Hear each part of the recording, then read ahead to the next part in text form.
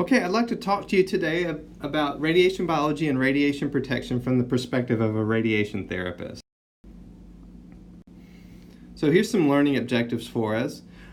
First, we're going to discuss the history of life as it relates to radiation, define some terms like DNA, ionization, radiation biology, compare the RBE of high-LET and low-LET radiation, so that's the relative biologic effect of these different types of radiation. We'll talk about the law of Bergoni and Tribandot, and then we'll list types of DNA damage that may occur in 3 categories of cellular response to radiation, draw some cellular survival curves, and discuss influencing factors for whether or not cells will survive a radiation exposure. We'll list 3 syndromes of total body irradiation, which are significant and frequently on tests and things like that. Summarize some effects of radiation damage to the embryo and fetus, which is kind of one of the big questions that students have prior to going into a field like X-ray or radiation therapy. And then we're going to design a radiation therapy treatment plan that weighs all of the above factors in considering how that affects the patient. So here's some inspiration for us. In the beginning was the Word was with God, and the Word was God. In Him was life, and the life was the light of men. The reason I share that Bible verse with us is it is an inspiring piece of scripture, but it's interesting in that what we've learned about the genetic code very much fits with that notion of in the beginning there was this Word. There was these set of codes or rules by which information is encoded within genetic material. And then this is translated into proteins by living cells and used to propagate life. So DNA is in essence that code that carries the genetic code from cell to cell. It takes its name, deoxyribonucleic acid, from 2 long sugar phosphate chains. And then there's nitrogenous organic bases that connect the chains and give it that characteristic double helix shape. Almost looks like a ladder that's been twisted. And it's important how they fuse, how these different organic bases fuse. That's how the information is encoded within the DNA. And so there's a common mnemonic that we use in thinking about what pairs with what, because it is important to consider because radiation can actually affect the way these nitrogenous bases pair. So one mnemonic is at GNC. I think about the health food store, GNC, where you can buy protein powders and things like that. So adenine bonds with thymine, so a purine with a pyrimidine, and guanine bonds with cytosine, again a purine with a pyrimidine. Another mnemonic might be just to remember that pyrimidines like thymine and cytosine both have a Y in them. So, how we learned about the genetic code and DNA and the significance of life on this planet is directly tied to how we learned about X-rays. So in 1895, Wilhelm Roentgen was working with a Crookes tube, which is here in this illustration here, and he had covered it in paper. He'd covered the tube in paper so that it was not emitting any light.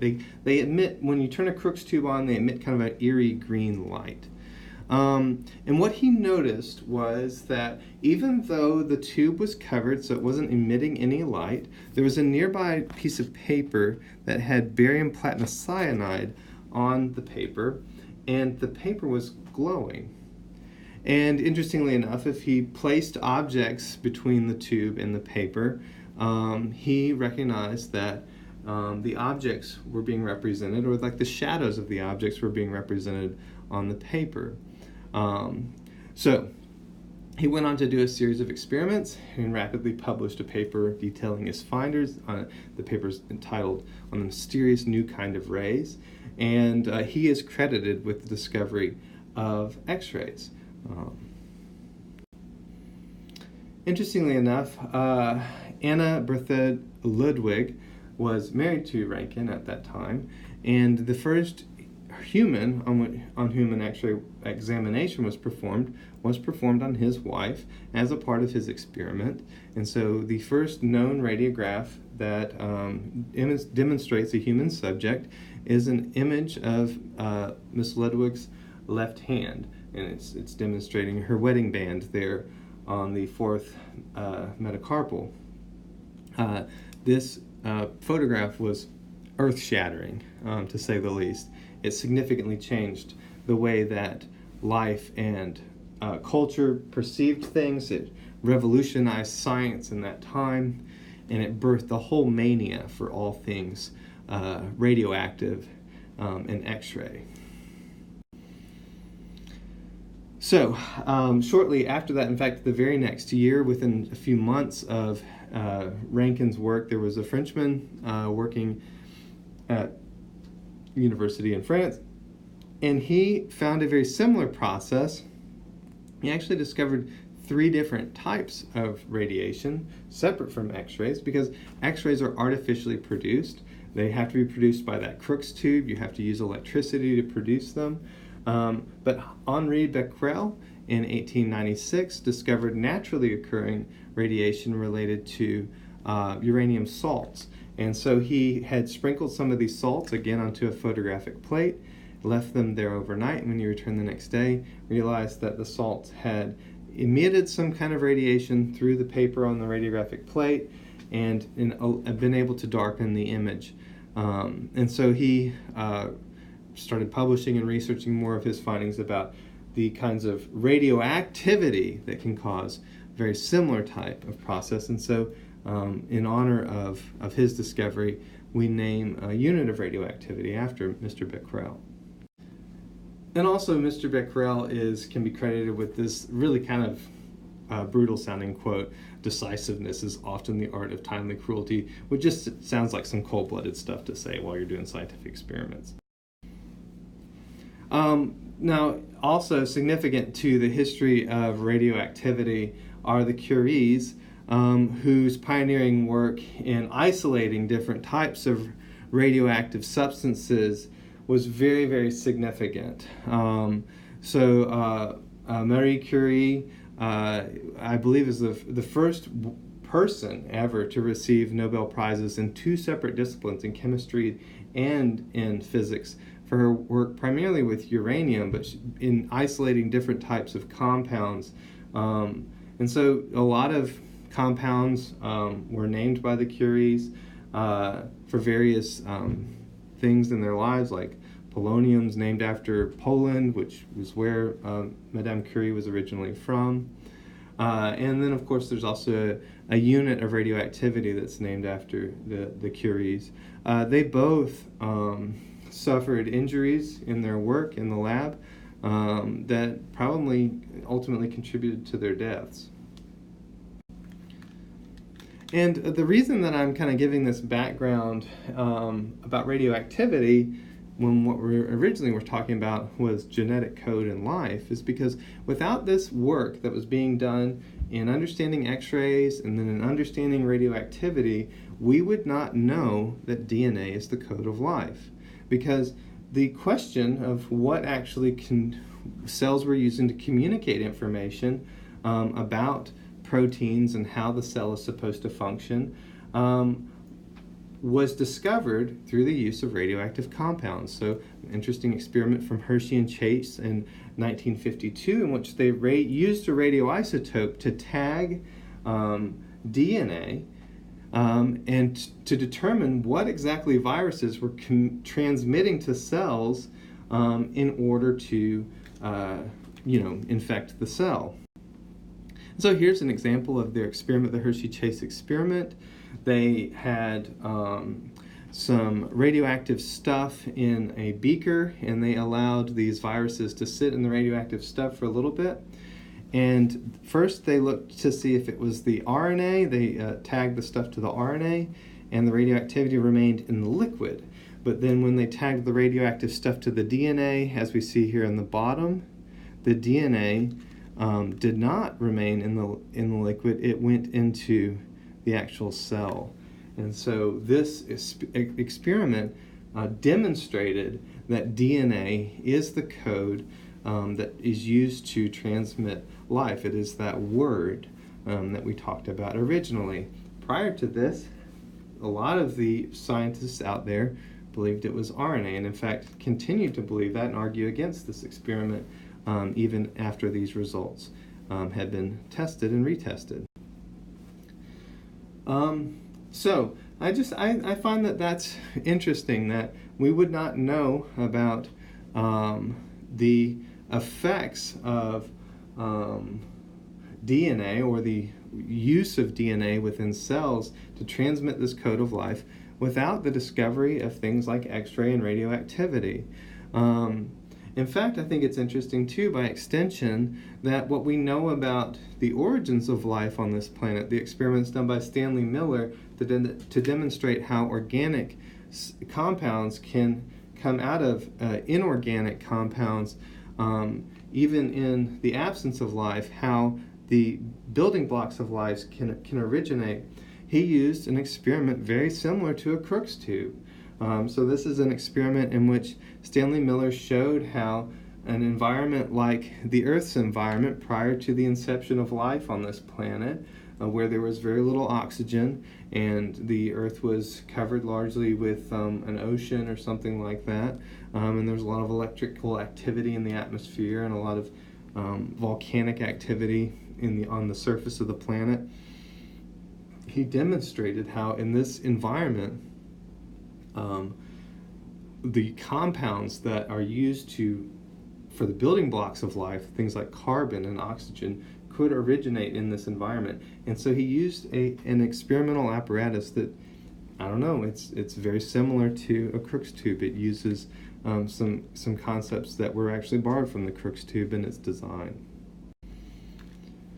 So here again is just showing that experimental apparatus of how life could originate in the absence of organic compounds, how we could have organic compounds result from certain atmospheric interactions. And he used electrical spark to simulate lightning and gases to simulate the primitive atmosphere. But I think the part that interests me as an X-ray tech is, again, this portion in here of the electrodes, that he essentially used something like a positive and negative cathode and anode to produce that electrical spark inside of the tube, very similar again to a Crookes tube. So there is the Crookes tube, and it has the positively charged anode over here and a negatively charged cathode that's boiling off electrons. And this device, again, is the way that Roentgen was able to discover X-rays. So, but the purpose of this discussion is not just to talk about the history of radiation per se, although I'm very interested in the history of radiation. The purpose of this discussion here today is to talk about when we started to realize that radiation could affect the organic matter the way that it does and cause things like mutation.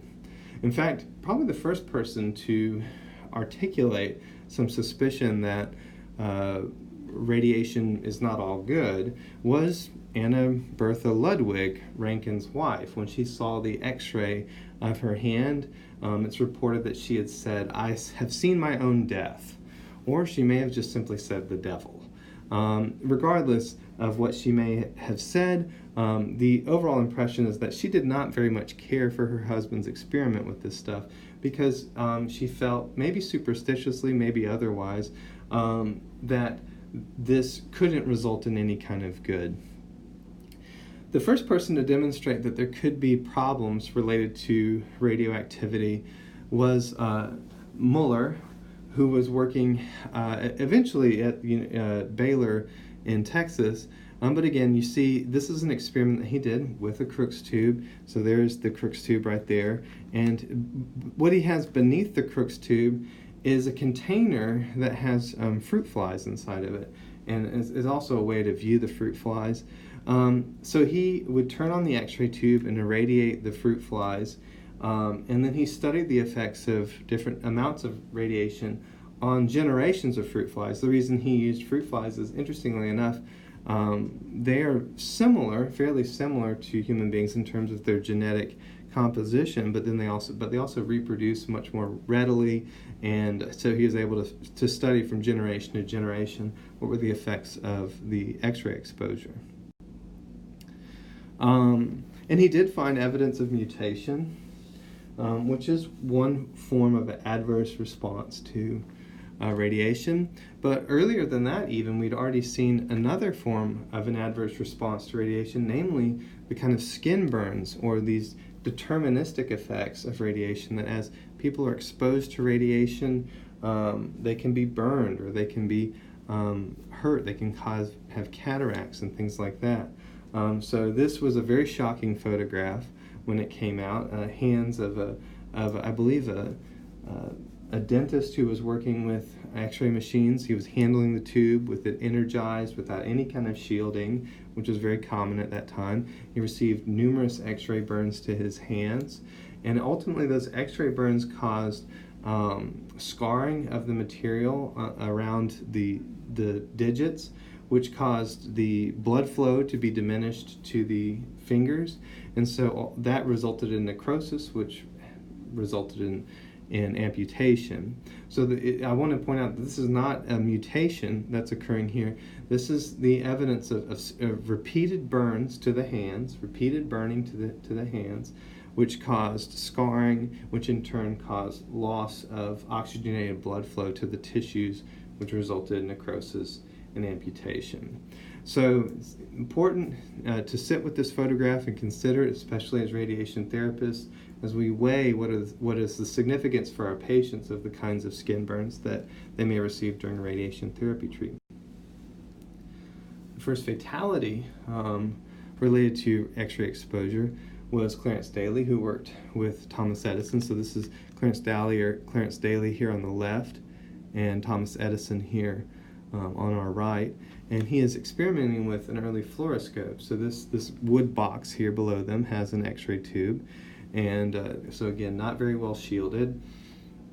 Wood does nothing to protect people from radiation, and yet they're studying how the X-rays are transmitted through Mr. Dally's hand and causing this fluoroscope screen to fluoresce so that Mr. Edison can see Mr. Dally's fingers.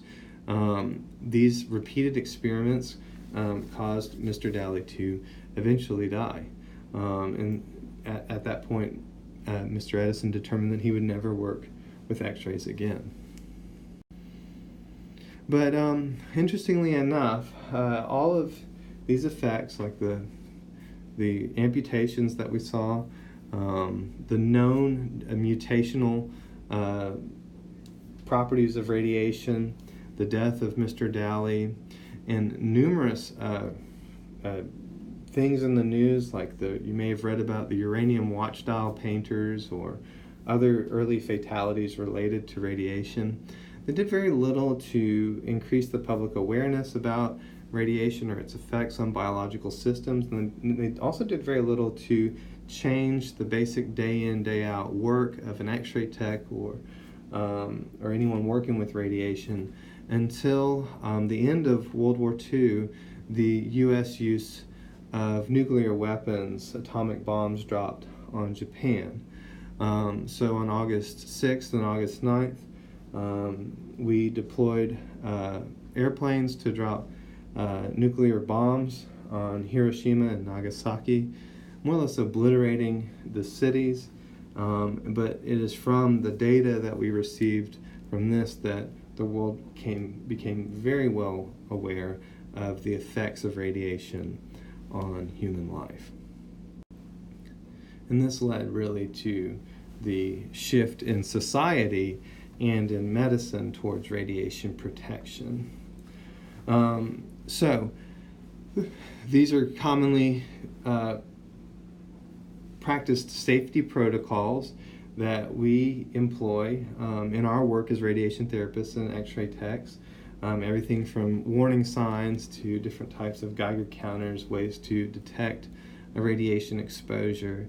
And so that is really kind of the meat and potatoes of what we're about today, is thinking about radiation protection from the standpoint of this history of of just not assuming that we're always safe.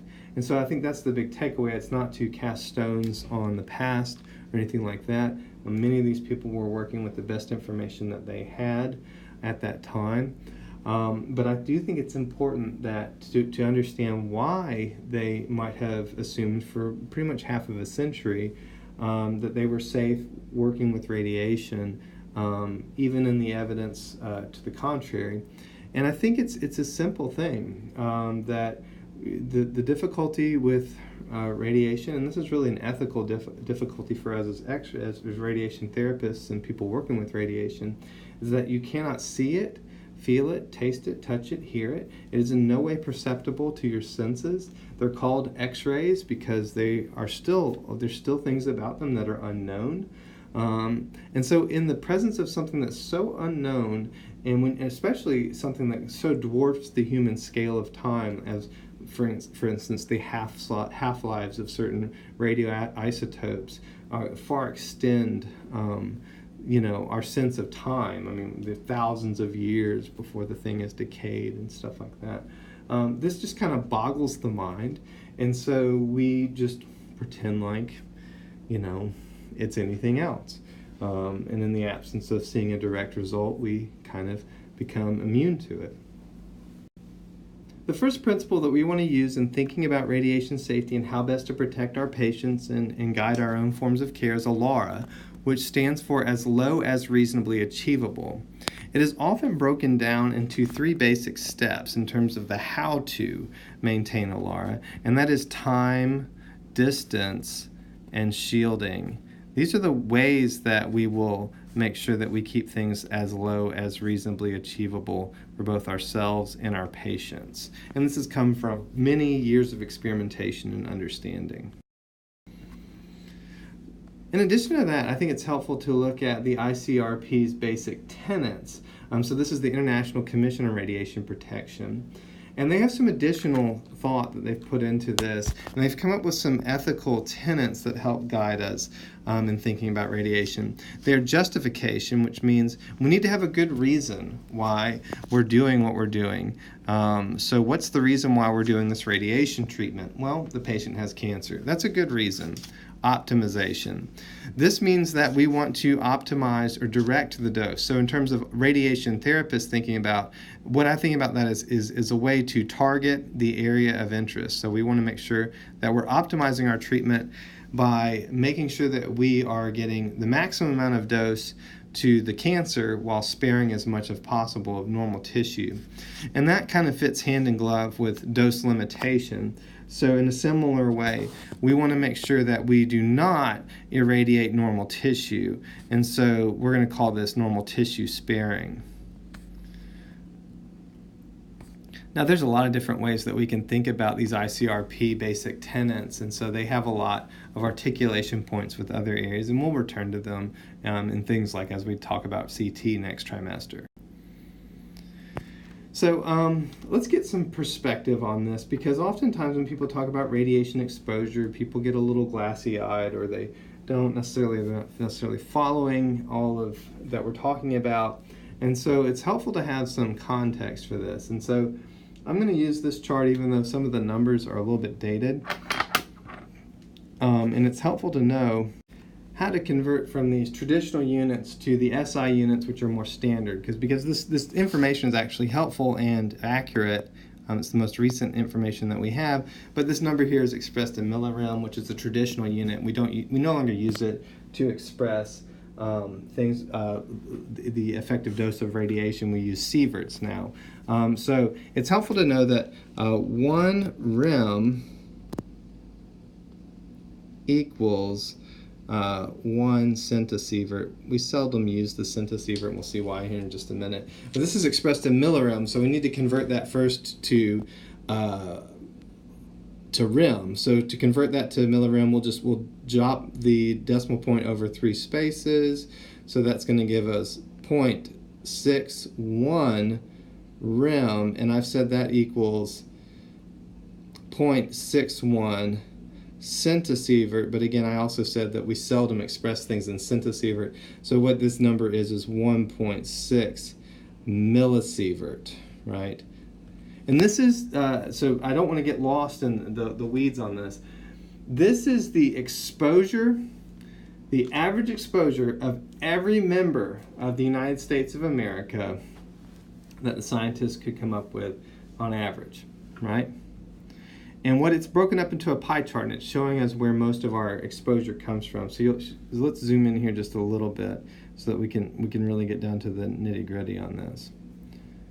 We're going to notice if we draw a line kind of directly through this chart, right about here, everything on this side of the line is naturally occurring things. It's terrestrial radiation. Internal background radiation, which means the person ate a banana, which has radioactive potassium in it, and the banana irradiated them. Space, so things like solar flares or things from out in the universe, radiation, radioactive gamma rays. And then, of course, radon and thoron. Radon is probably the number one, and it still is, naturally occurring radiation exposure. In fact, it's still the number one radiation exposure overall. 37%, according to the scientists, of people's radiation exposure comes from radon alone. But roughly 50% of a person's radiation exposure comes from naturally occurring natural background radiation. The other 50% comes from different and artificial or man-made radiation sources. And of these, the chief one is computed tomography. Now, if you got your thinking cap on, you might be wondering, well, where's radiation therapy in all of this? They are over here. They have a little tiny sliver somewhere in here. I don't know. It just didn't happen to be in this chart. It's very, very small. And you might wonder, well, okay, well, how can that be the case? You know, radiation therapy treatments are, 100 times more radiation than what person receives from a CT scan. Well, the answer is a lot more people get CT scans than get radiation treatments. So there is the difference. Of course, these numbers will change some over time, and I'm hoping that the number for CT goes down. So the point here, though, is that radiation has been part of life on this planet since the inception of life on this planet.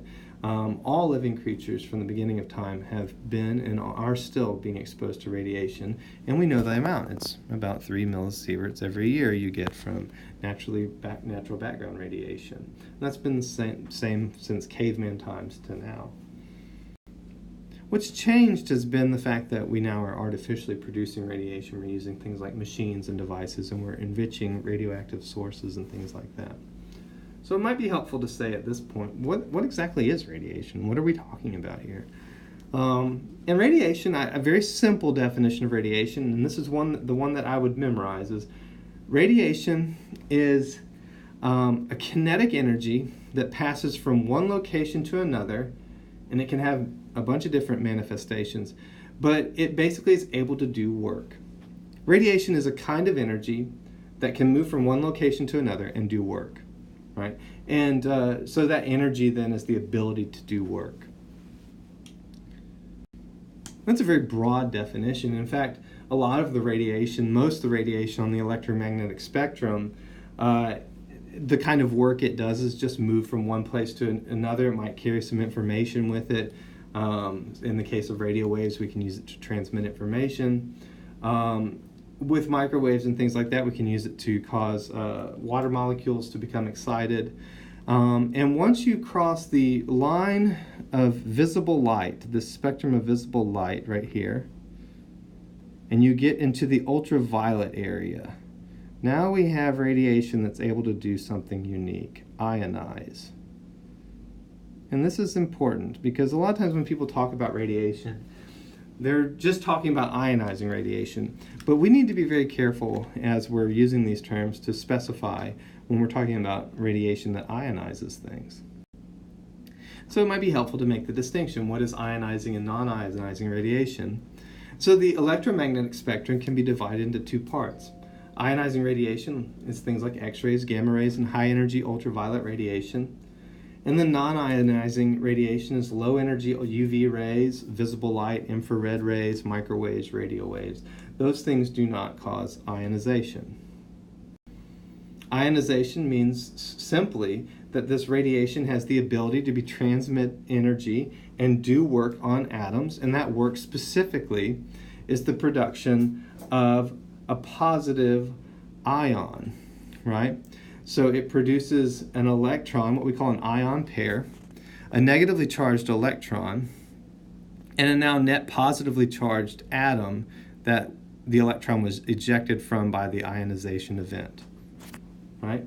So it converts atoms into ions, and this is helpful for us from X-ray point of view, in that it allows us to make images, but it has the undesirable result of potentially producing some damage to the biological material, and that's what we're talking about today, is how ionization causes damage. So here's just another illustration of ionization. I think it's helpful to have as many different ways of looking at it. And the thing I want to stress here is that what's produced through an ionizing event is what we call an ion pair. So the negative ion would be a free electron that's bouncing around, and the positive ion is the remaining atom with a net positive charge. Radiobiology, let's define that term. It's a fancy sounding term. This is a study of the sequence of events following the absorption of energy from ionizing radiations, the efforts of organisms to compensate, and the damage to the organism that may be produced. So there's three things to it. It's after ionizing radiation, it's the efforts of the organization to compensate, and the damage to the organism that may be produced, right? We need to kind of familiarize ourselves with some basic units of measure. And I placed these both up here, even though, again, this is a little bit dated information. There's two different basic things that we need to be talking about here, and I want to break them down. They're very distinct. Okay. Activity, radioactivity. This comes from a radioactive material, a radioisotope. So we have some, let's say, uranium, and it's radioactive. It's giving off actual particles that are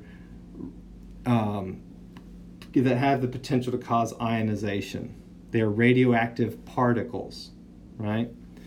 Most of this lecture today, I'm going to be talking about a different thing, though. I'm going to be talking about not so much radioactivity as ionizing radiation. Specifically, ionizing radiation within the electromagnetic spectrum, right? So these are not particles. They are waves, like light, that have the ability to ionize atoms. And so the way that we will talk about them is not radioactivity. We'll talk about an exposure. Traditionally, this was expressed in Roentgen, of course, named after the discoverer of X-rays. But now, typically, we think about it as air kerma or coulombs per kilogram. And I don't want to get lost in the weeds here, but these are units of exposure, or how much ionization occurs within a certain volume of air. So the most common unit that we use for this is the gray. We really like the gray. And the conversion factor I told you earlier was, what was it? 1 rem equals 1 centisievert. Well, the same is true down here. 1 rad equals 1 centigrade. So we could express that any number of ways. We could also, by extension, like it's doing here, say that 100 rads equal 1 gray. But the gray allows us to consider the amount of energy deposited in matter. So it is an amount of energy deposited in matter. To really know what a radiation dose, though, is and the measure of the biological damage done, we need to express things as an equivalent dose. And so that's considering all the different types of tissue that are exposed to the radiation, and considers the different types of biological responses that can occur. And the unit that we use for that, again, is the sievert. So the biological effects proceeding from this atomic level, the level of ionization of the atom, proceeds up from that level here at the atom. We've just talked about things so far being ionized, so the atom being ionized. And there's basically two different pathways that can occur. We'll call this a biological pathway. So this is physics up here. Important maybe to think in big terms why this is so complicated to talk about, because we're talking about different large branches of science here. This is biology, the impact that it has on DNA.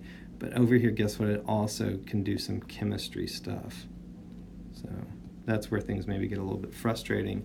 All of the biology and chemistry converge on the cell, and now we're dealing with maybe a medical response, maybe the best thing to talk about.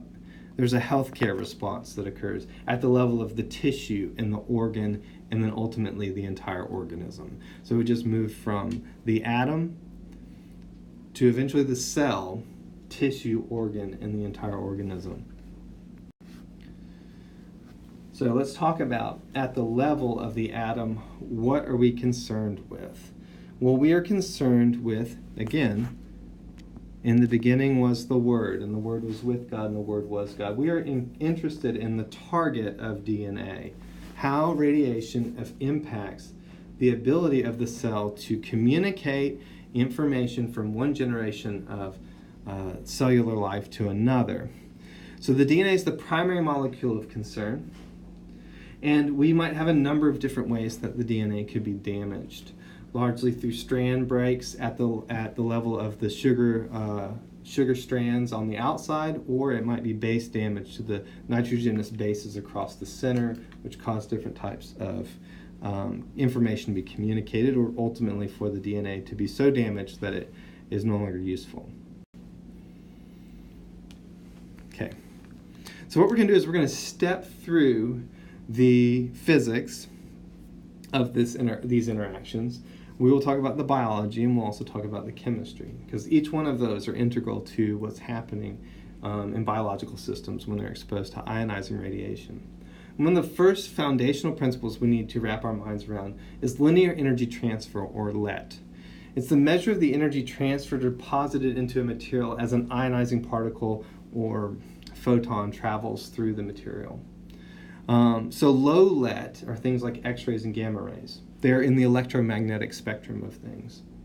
Moderate LET is a particle, neutrons, and those are impactful to our work as radiation therapists. And then finally, high LET are things like alpha particles. So one way to think about LET is like a pool table. So I'll draw two separate pool tables, okay? And over here on the left, I'll have the low LET pool table, and over here on the right, I'll have the high LET pool table. And so let's say that your cells are little pool balls, and they're scattered around the pool table, okay? And let's say at this, on the low LET side, I've got a marble. And I'm going to roll this marble across the pool table, and I don't want it to hit any of these things because that would cause ionization, which could damage the organism. So I have a number of different ways that I could roll this across the pool table, and it might hit something, but you know, chances are it won't cause too much of a problem if it does something like that. So it travels really far, though. It'd be easy for me to roll the marble across the pool table, and it might, you know, knock into one pool ball. It might move a pool ball a little bit, but it traveled far, but it didn't distribute much energy across the pool table. Now let's say over here on the high LET table, I've got the same random distribution of pool balls, but instead of marbles, I'm going to use a bowling ball now. And I'm going to roll this bowling ball across the pool table and try to get it to the other side. Now chances are it's going to hit this guy, and it's going to hit that guy, and hit that guy, and might hit that guy, and it might stop. Chances are it'll hit enough of these guys, it'll start to bunch them up. It won't make it all the way across. So that's the interesting thing in the contrast between low LET and high LET, is that low LET travels through more tissue, but it does not transfer as much energy. High LET does not travel as far, but the reason it doesn't travel as far is because it's giving off so much of its energy as it's traveling. So the way that the radiation might interact and ionize the matter can have two basic pathways, in particular in terms of the target being DNA. The first is that there's direct action. This means that this is generally high LET radiation So this is the high-let interaction generally. Because it would have to be that bowling ball scenario where there's enough, this thing's big enough and it's banging around enough that it directly hits the DNA. For us, in radiation therapy, when we're using any kind of X-ray or something like that, generally what we're using is a low-let pathway, which involves indirect action. So the radiation interacts with something that eventually then interacts with the target. So typically water, because water predominates in the body. So the ionization occurs within a water molecule, and the water molecule then becomes something that's toxic to the DNA. So here's what we're seeing in terms of those kind of mapped out. So the first is direct action. You have the X-ray photon directly strikes the DNA helix. Indirect action, the X-ray photon hits a water molecule, which becomes a free radical, which then affects the DNA. So, like I was mentioning earlier, here's just another way of kind of thinking about a linear energy transfer and direct interactions. If you have a low-let interaction here at the top, and we can see here's that marble kind of pinging around, having little tiny interactions, and it might hit some kind of critical target here and then go on about its merry business. With the low-let, you're just seeing ionization, ionization, ionization, ionization, ionization. So it's totally obliterated the target in this area, and it never even it never exits. It stops somewhere, and so these are different. How the amount of energy deposited actually affects the probability of direct interactions with DNA. We'll skip over this activity, but interestingly enough, one way to think about this is the amount of activity that occurs when we're dancing. So a low-let type dance would be a much more slow dance. Like you can dance longer because you're not exerting as much energy. A high-let kind of dance would be a really fast and frenetic dance. You're not going to be able to dance as long, right? If you're dancing in a really active way, you're going to lose your energy that much more quickly. Let's talk about this free radical production, which occurs through the indirect interaction. So this is largely water ionization. It results in an ionized water molecule and a free electron. And those two could rejoin without damage. They could just reform into a water molecule. But that that negative electron could also bond with another water molecule and produce a negatively charged water molecule, which generally dissociates. And so it has two different ways that it dissociates. Anytime we see a 1 beside these things, they represent a free radical. And so we have a hydrogen free radical down here at the bottom, or a hydroxide free radical here. Both of these can cause significant damage to DNA. Generally, though, if these guys right here would just rejoin and form another water molecule. So these are the ones that we're concerned with. The ones over here, these are the free radicals. So here's another way of thinking about that. We have a water molecule. In this case, we have a particulate ionization that's occurring from a beta particle, which is just a really fast-moving electron generated from nuclear decay from a radioactivity. But regardless, it ionizes the water molecule. It forms an ion pair of a net positively charged water molecule and a negatively charged electron particle. And then those could go along to further form. So when this dissociates, it could form a hydrogen ion and a hydroxyl free radical, which we mentioned earlier. If this negatively charged electron goes and interacts with another water molecule, we have a net negatively charged water molecule here, and this could again dissociate into a hydroxyl ion and a hydrogen free radical. These free radicals are the ones that we worry about because they're large particles in terms of other things, and they want stability really badly. So they're banging into other things to try to gain stability, and that's why we call them free radicals. So all of this is kind of summed up by this notion of RBE, relative biologic effectiveness. And what this is we're trying to make comparisons between different types of doses of radiation. So we have some standard dose of radiation, and then we have a test dose of radiation that would yield the same biological response.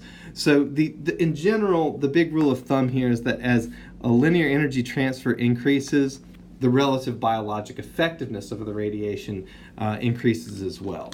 So they're united. As LET increases, our RBE increases. So we've been talking now about that interface between physics and chemistry, and there's an additional way that chemistry plays a part in the effects of radiation within biological systems, and that has to do with the presence of oxygen.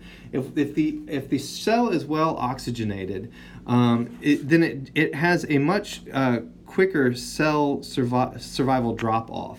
So you can see here's a cell in a hypoxic condition. It's surviving a much larger dose than the cell that was adequately aerated. And this is true at both high dose and low dose things. Unfortunately, although this is chemically the case that oxygen does enhance radiation exposure, and we call that the oxygen enhancement ratio, we've not yet really figured out a way to utilize this for radiation therapy. It's just kind of a need-to-know type thing. So let's recap this one more time and tie it back into dose. So absorbed dose is this idea that energy has been deposited in a kilogram of substance by the radiation, in our case, biological tissue. Once this absorbed dose, once we've kind of thought about the different types of linear energy transfer and the relative biological effectiveness of the different radiation types, like whether this is particle radiation exposure, was it an alpha particle, was it the big bowling ball, or was it the marble, that's giving us the equivalence of different types of things caused by a radiation weighting factor. And that radiation weighting factor just goes back to that question of, was it a bowling ball or was it a marble? Because they have a different dose. And so basically what we're saying is, like, how many marbles would it take to equal one bowling ball? That's what we're talking about when we have a radiation weighting factor, and we represent that as W sub R. Finally, we can arrive at an effective dose, and this takes the equivalent dose, and it also considers the different tissue types. So now we have just moved from the area of physics, right, and all the physical interactions, to the different types of chemistry, like the different types of chemical interactions that occur, whether it's a high LET or low LET, and now we're finally in the biology section. So what are the radiation effects on DNA? Well, the radiation may affect the DNA and then it repairs itself. DNA is very robust and capable of repairing itself. It may cause base damage, so loss or change of a base. Could be a single strand break, double strand break, some kind of cross-linking where an abnormal bond between DNA strands results. So, and it's important to think about this in terms of, like, if we zoom out another level from the DNA and think about the chromosomes themselves, any change is considered an aberration, a lesion, or an anomaly. So it's important to think about chromosome aberrations versus chromatid aberrations. And this is discussed in our textbook in more depth on page 61, I believe. But the point is that chromosome is kind of the whole X or Y chromosome. So here's like a very bad drawing of a X chromosome. So a chromosome aberration that can result from this is some kind of break that results in maybe the combination with another chromosome, right? Whereas a chromatid aberration would be something like causing a laceration there, which causes this little fragment to fall off. So this acentric fragmentation is going to have two broken ends without a centromere, right? So this is really just a chromatid, even though this is talking about chromosomes, this is more of a chromatid type interaction. We could have a dicentric chromatid, and this is two chromosomes with broken ends resulting in a chromosome with two centromeres. So it's the chromatid, again, with that two centers to it, right? And that simply should not be the case. Ring aberrations, where we have something like this going on. Translocation, so now a portion of the DNA that was supposed to be in one place has moved somewhere else. inversion, it's moved in a way that's out of order, or just deleted altogether. It's not there. So here is illustrations of chromosome damage that occurred from radiation exposure and the different things that we see. Different types. So here's like a ring type thing. Yeah. So zooming out yet another level, we can have radiation effects on other cell components. It could interact with the cell membrane and cause changes in permeability. It could actually disrupt the membrane and cause the cell to, in essence, to bleed out from the membrane. If it interacts with the mitochondria, it could cause basically the cell's powerhouse to go offline, and the cell is no longer receiving energy. If it interacts with a lysome, which are full of a highly acidic structure, substance that's used to erode things within the cell, that lysome could bleed out that acidic substance and cause the cell to basically bleed internally, for lack of a better term. So what's the fate of these irradiated cells as we're zooming out at these bigger and bigger levels, and we're looking at, okay, there was damage to the DNA and there was also damage to various cellular components. The cell may be irradiated if it's a low Let energy, it may be irradiated and it causes no damage whatsoever. Just the water molecule recombines and the cell goes on just fine. It could cause some division or mitotic delay. And so in this case, the cell might be held in G2 before entering mitosis. It could cause mitotic overshoot, which means that it never enters into mitosis. It could cause death within the interphase, and then ultimately it could cause reproductive failure where it doesn't enter mitosis at all. Now, perhaps one of the most important things here is in thinking about mitosis, that M phase is going to be that phase of active mitotic reproduction is the most radiosensitive phase. And we think about why would that be the case? Well, what we said is that the cell can be held in G2 in order to initiate some repair type operations, which is why we have that mitotic delay. But if it enters into the M phase and the damage occurs, now we've got the chromosomes and the chromatids and these fragments that could cause these insertions, deletions, mistranslations, translocations, which could then be communicated onto another generation of cells. So this kind of leads us to this law of Bergoni and Tribandot, which you can see was established very early on in our understanding of radiation. And it's simply this, you have to memorize this, that cells are most radiosensitive when they're actively proliferating, when they're highly metabolic, when they're undifferentiated, and when they're well nourished. And they realized this through a series of experiments. It has been verified over and over and over again that we want to be careful with cells that are actively proliferating, highly metabolic, undifferentiated, and well nourished. Now, this is also the foundation for radiation therapy, is that cancer cells are actively proliferating, highly metabolic, undifferentiated for the most part. And that's going to be the case for why radiation therapy, why we have this therapeutic ratio of treatment in which we can be treating the cancer while sparing some of the normal tissue. So that does kind of, as we zoom out yet another level and we think about radiosensitivity, not at the cellular level, but at the tissue level, we can see that there is a spectrum of different radiosensitivities from more radioresistant to more radiosensitive based on the tissue type. And perhaps the most radioresistant cellular type in the body and organ is going to be the brain, because it's composed of nerve cells, which are very, very radioresistant. Compared to, as we move down the line of undifferentiated cell types to immature sex cells, these are going to be very, very radiosensitive. And then perhaps lymphatic cells are the most radiosensitive cells in the body, leukocytes being the number one most radiosensitive thing in the body. But it's important to be able to quantify this and think about how what we've learned about the physics and the chemistry impacts these different biological systems at their various levels of complexity. And this law of Bergoni and Tribandot will help us understand that better. So there's a cell survival curve, and we use this for demonstrating the relationship between dose and percentage of surviving cells. It's based largely on experimental data, and it suggests that there's two mechanisms for cell death. Number one is a lethal single-hit killing, and then there's also the accumulation of multiple sublethal hits that result in cell death. So anytime we're graphing this, we're going to have a straight line portion in the shoulder. The straight line basically shows that as the radiation exposure increases, the amount of cells that are dying increases as well, until we hit a shoulder where we basically can't kill any more cells. The cell death has kind of reached a point of overkill.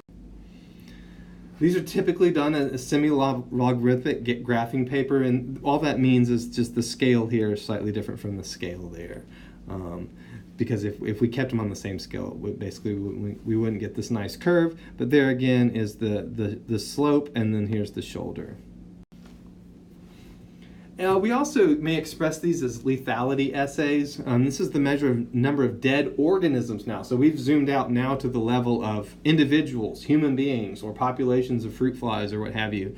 The number of dead organisms after a specific dose of radiation to a specific organ. So we can call this the LD50, the dose required to kill 50% of the population. It's also known as the median lethal dose. And the LD50-30 is the dose required to kill 50% of the population in 30 days or less.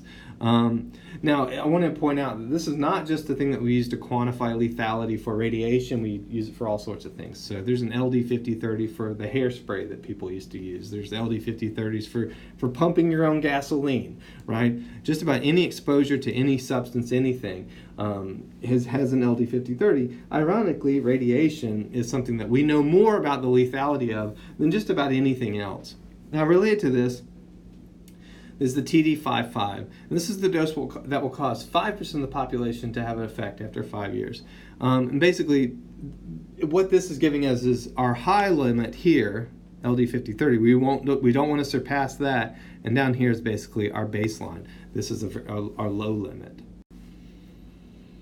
So here again is the graph of LD50-30, and here's the percentage of lethality, and this is after 30 days related to a dose. And you can see that dose, again, here it's expressed in rads, but we can convert this again quite simply to gray, and it would be about 3.5 gray is the LD50-30 for human populations. Now, we have to think about all the different types of cells that are in the body in order to really understand this. And so if you're ever talking to a radiation biologist or health physicist and you ask them what the patient's dose was, they might look at you kind of funny and say, well, the dose to what? Because all of these different organs and systems in the body are interacting differently with the radiation. And so this is, for example, radiation exposures to different cell types within workers at the Y12 plant here in Oak Ridge, Tennessee. Where they did some of the work on the nuclear weapons that we used in World War II. And you can see that it's affecting different cell populations very differently. We have very, very simple cells like platelets that are having all sorts of an effect to the radiation versus more complicated cells that are not having much of an effect. They're not having the yo-yo kind of effect that we see there. This is also true for various species. So if we zoom out even further and we start to think about how does radiation interact with different types of things, it's interesting. Here we have man and man's best friend, right? But down here we've got things like newts, which are very radio resistant. And we'll skip over this, but it is helpful for us to think about different cells of the body and labeling them from most radiosensitive to most radioresistant. Also, I would refer to the textbook and consider in close detail the table 4-1 and on textbook's page 65. So let's really drill down just a little bit onto this target theory. So we've talked about how the target that we're interested in humans is DNA. So as we're thinking about target theory, it's helpful to think about how we can kind of graph this out, right, for different DNA within different cells. So the dose 1, sometimes called dose 1 sub-0, represents the initial slope of the curve, right? So we're going to have a straight line portion to this curve.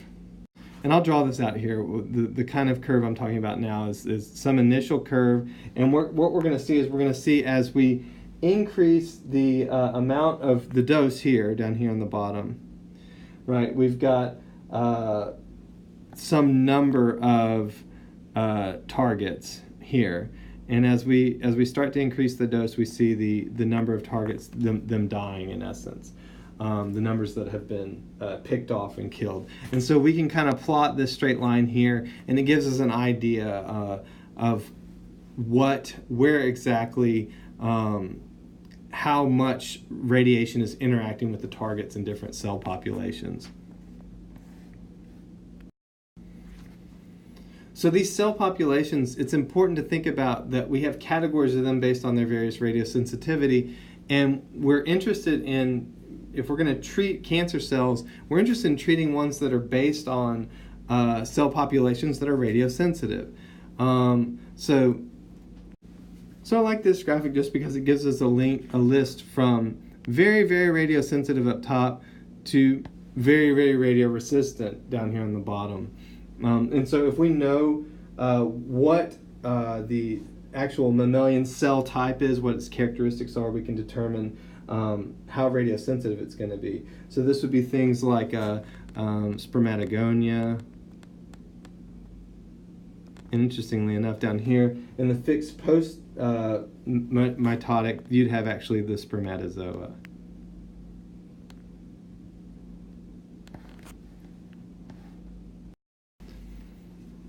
Okay. So the physical factors affecting the cellular response have to do with linear energy transfer and the relative biologic effectiveness of the radiation itself. So at a higher LET, we have increased RBE, and these leads to a decreased survival fraction. So the amount of cells dying increases. A high LET and RBE result in a steeper shoulder and slope. So if we were to graph it out here, we're going to see a much steeper slope of a lethality assay. Dose rate also has some effect on survival fractions. So at a slower dose rate, we can increase the survival fraction. So a slower dose rate also results in a shallower sloping curve. So something more like this. And the high LET radiation is not necessarily affected by changes in dose rate, and that makes sense because, again, the one bowling ball could knock all the pool balls off the table, versus if we had a whole bunch of marbles that we're throwing at things, we could graph that out better because there's an actual rate there, a rate at which we might send the marbles across the pool table. So this does start to inform the ways that we think about dose delivery and radiation therapy. In general, we're working with a fractionated way of giving radiation dose. And the reason for that does go back to what we were saying earlier about graphing this as this single hit target theory type thing. Because what happens is we have a fall off, right? And then another fall off if we fractionate, and then another fall off and another fall off. And these are rest periods right here, right here, right here. And that's fractionating it, right? In terms of the target theory application. Versus if it was an acute type thing, so this one goes with this guy right here. If we were to graph the acute target theory, what we would see is just something like this. So there's some additional chemical factors to consider, and there's always additional chemical factors, it seems like. We actually could have radiosensitizers. These are things that increase the effect of ionizing radiation. We've already talked about one of them, and the number one probably is the presence of oxygen. It's not really well understood, and we've not yet figured out a way to use it for radiation therapy. We could also use radioresistors, which are also known as radioprotectors, and those do exist. We do know about their presence. The unfortunate thing is that if they're taken in a dose sufficient to protect the cells from radiation, they would also be toxic to the cell. So we've not yet found a radioprotector that protects the cell from the radioprotector itself. All right. So all this is kind of heady, and there's a lot here, and maybe it's helpful to maybe pull out our big crayon and draw in much broader strokes to help us better understand what it is we're talking about. And probably the broadest stroke we can think about this is in terms of the radiation syndrome. So going back to the use of nuclear weapons on Hiroshima and Nagasaki, then we have some of the first evidence of large acute doses of radiation and the effects that they have. And the reason that this is helpful is because as we think about these acute doses, it's going to show us very, very carefully what we were talking about earlier in terms of these biological responses in terms of radioresistance and radiosensitivity. So there's different stages of response. If we receive a large dose of radiation, like that 3.5 gray acute dose, all patients, regardless of the syndrome, experience the same stages, but these length of stages might vary. So the first stage is going to be a prodromal stage. An acute dose is received, and the person would experience nausea, vomiting, and diarrhea. Then there's a latent phase where the patient appears to be healthy, and then we have the manifest illness. And the way that I tend to memorize this prodromal latent manifest stage is, please let me die, right? Please let me, and we're going to either die or recover, depending on the dose amount. So here again is just that graphed out here in terms of time. So we have the acute dose that occurs right here, prodromal phase of nausea and vomiting, latent thing without any symptoms or signs, and then the manifest illness, and then that death or recovery. So in terms of the different syndromes, though, now if we start to think about, okay, well, how is this affecting the biological systems, not just the time? Doses between 1 and 10 gray will have a prodromal stage that begins within hours after the exposure and persists for days or weeks. And it's going to be pancytopenia, which can result in infection or hemorrhage. So what that means is that all of the blood cells are dying. That's what that means, pancytopenia. And that makes sense because blood cells are very radio sensitive. And so we said that they're immature, they're not very differentiated, and they are rapidly dividing. So they are very radiosensitive, therefore this hematopoietic syndrome is the very first syndrome that we'd expect to see. After 2 gray, the patient will possibly die in 6 to 8 weeks in sensitive individuals. But if we have a dose of 4 to 6 gray and we're able to combat the infections and the anemia that results, we may be able to save the patient's life. GI syndrome, no one's coming back from this. This is the please let me die one, right? And this is doses between 10 and 100 gray, which is a significant dose, higher than what you would generally receive in any acute setting. But what's interesting is this is the range of doses that we're giving patients in the radiation therapy treatment suite. We're just fractionating it. We're fractionating it. So it is something to take with some humility.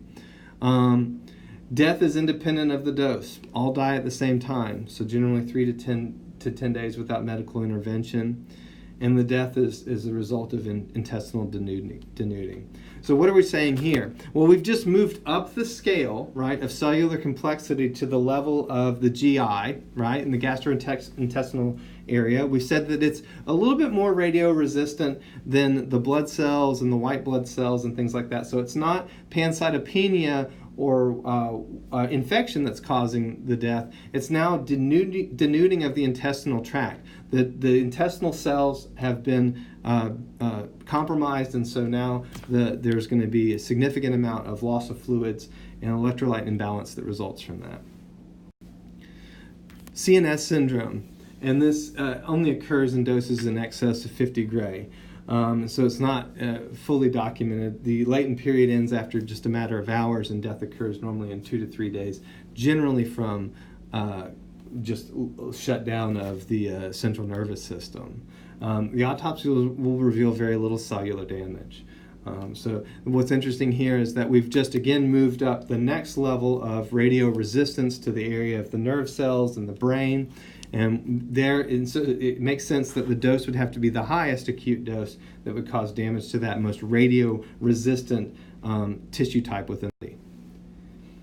Okay, switching gears. I know that's kind of heavy stuff. And anytime we deal with that kind of heavy stuff, particularly as students, perhaps the next big question is, okay, what have I gotten myself into? This sounds crazy.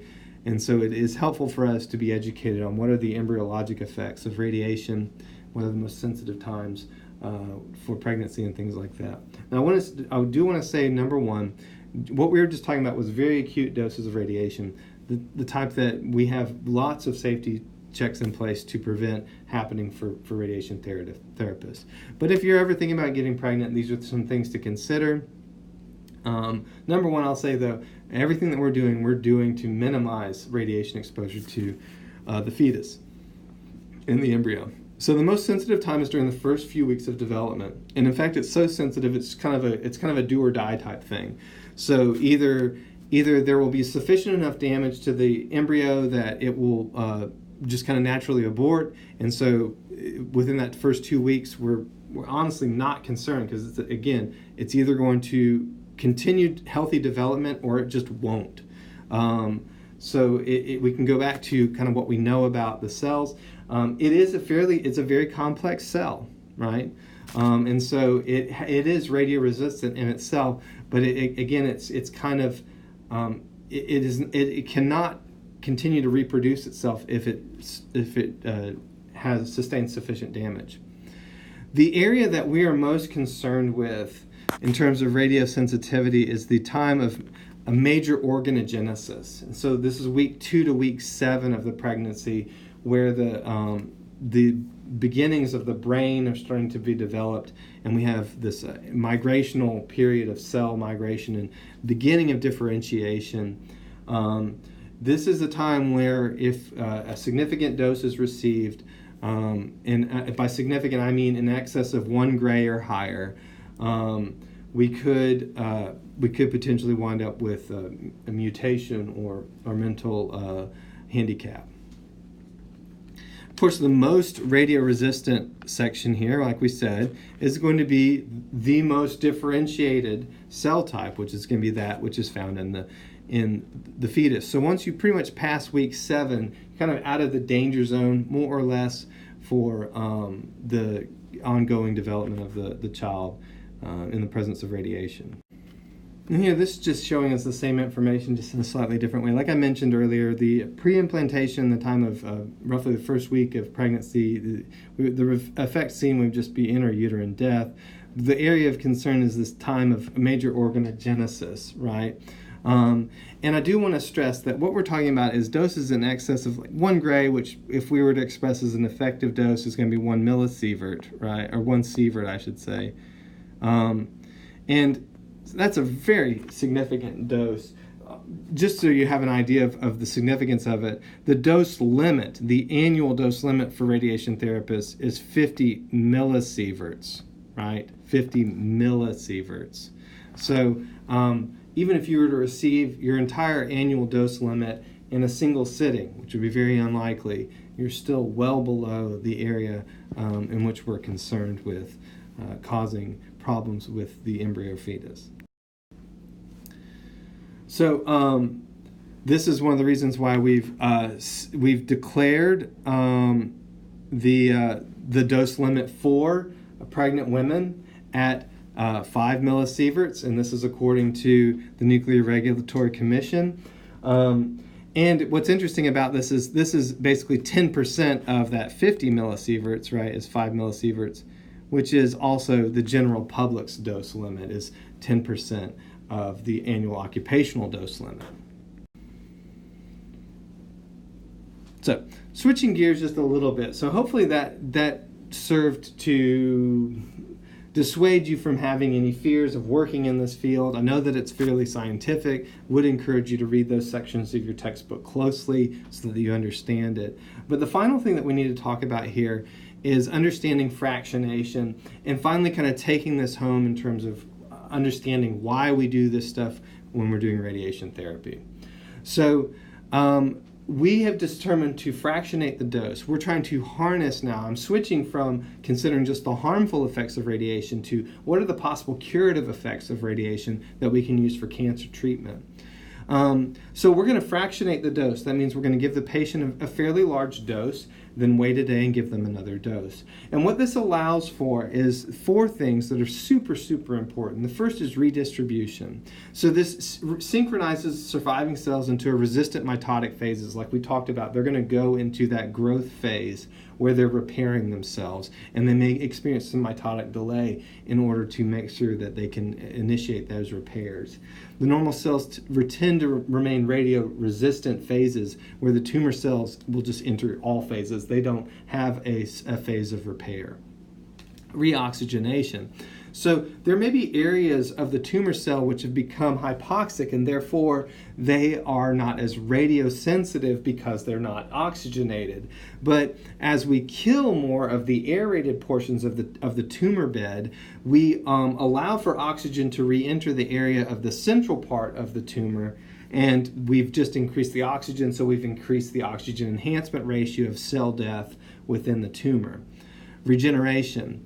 So this occurs between fractions for the highly mitotic cells, and this is a kind of a draw type thing. It's a zero-sum type thing. So we have regeneration of things like blood cells that might have been close to the area of treatment, but we also have regeneration of the tumor cells. So we don't want to wait too long between fractions of doses, and we want to be really careful about things like 3-day weekends or 4-day weekends, or patients taking vacations in the middle of their treatment for this reason. And then finally, repair. If the healthy cells have the ability to initiate repair cycles, and that's significant. The cancer cells lack that repair cycle. So if we significantly affect the target of the cancer DNA, chances are it will not be able to repair that, and it will either die, that cancer cell will die, or it'll pass on that mutation to a next generation and possibly wind up impeding itself in that way.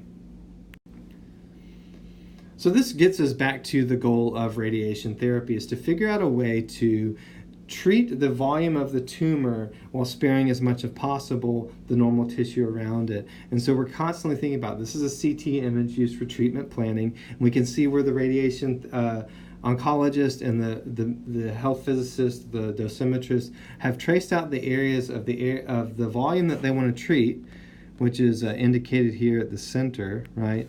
And also the area that they want to spare. They don't want to treat around the spine. Right?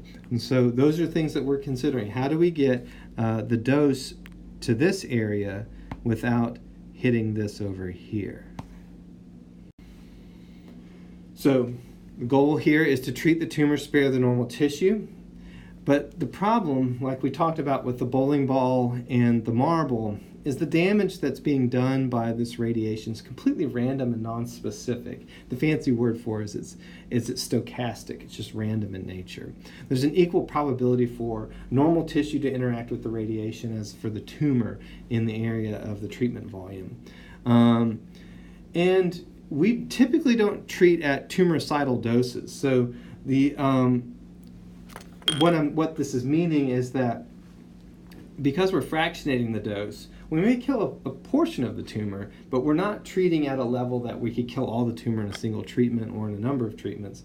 So we're having to increase the dose by fractionation in order to reach a level of dosage that's killing the tumor while sparing the normal tissue. What we talk about when we talk about this is the therapeutic ratio. And this is the difference between probability of tumor control and normal tissue damage. And it's going to vary by the dose as well as the area that we're treating. So it's helpful to think about these tumor cell characteristics now, because we've talked about what the cell type differentiations and organ type things occur within biological systems, but now we need to do the same kind of calculations and thought to the biology of tumors, right? So there's going to be basically within a tumor volume 2 different types of groupings of cells. We're going to have a P cells, which are well oxygenated, actively proliferating, and they're going to be responsible for the growth fraction. They are the most radiosensitive. And then there is an area within that we'll call the Q cells. They may be well oxygenated, but because of microvasculature and things like that, but they're not actively proliferating. They're in a quiescent or kind of quiet phase, but they could be a source of future recurrence. So it's something we really have to watch out for, is as we're treating the tumor volume, are we making sure that we're getting both these different cell characteristics? So additionally, we could have hypoxic cells, which are there at the very core. So if I draw this again and indicate here, we could have hypoxic cells down here, which are not receiving oxygen, they're not proliferating, they're going to be the most radioresistant. And then finally, we might have kind of peppered all through here dead guys, the dead cells, that we're not concerned with now. And so as we're thinking about these different groupings of the tumor, it's helpful to think about how that maps onto what we've learned about radioresistance for normal biological systems, because tumors have a biology of their own. Thank you so much. Feel free to ask me any questions you might have, either here on YouTube or through the college, and I hope this was helpful.